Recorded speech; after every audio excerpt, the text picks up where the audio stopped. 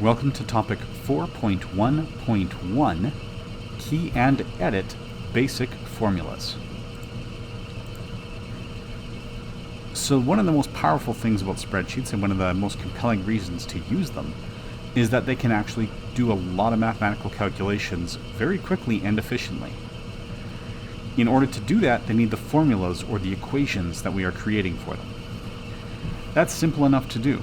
We start by typing equals. Starting with the equal sign tells the spreadsheet that it has to calculate the math that's coming. So if we do 2 plus 2, the spreadsheet can calculate 4, although I sincerely hope you don't need a spreadsheet to help you with that. If we forget to put the equals and just type 2 plus 2, then it does not recognize that as a formula and treats it, in this case, as text because of the plus sign. The subtraction operation is fairly intuitive. We just use the minus sign. Now, for multiplication, we don't have the x for multiplication here, we just have the dot x. So we commonly just use the star, that's Shift 8 in the US standard keyboards. 6 times 8 produces 48. Similarly, we can do division. 48, we use the slash for division. And if you're on a full-size keyboard that has a numeric keypad, you will find that that star for multiplication and slash for division are there.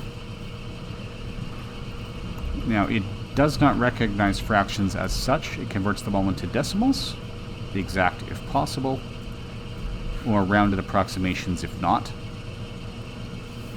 It can also do exponents, and for that we use Shift 6, or that caret. It may or may not be Shift 6 where you are, but it's that caret character. 3 exponent 6 is 729.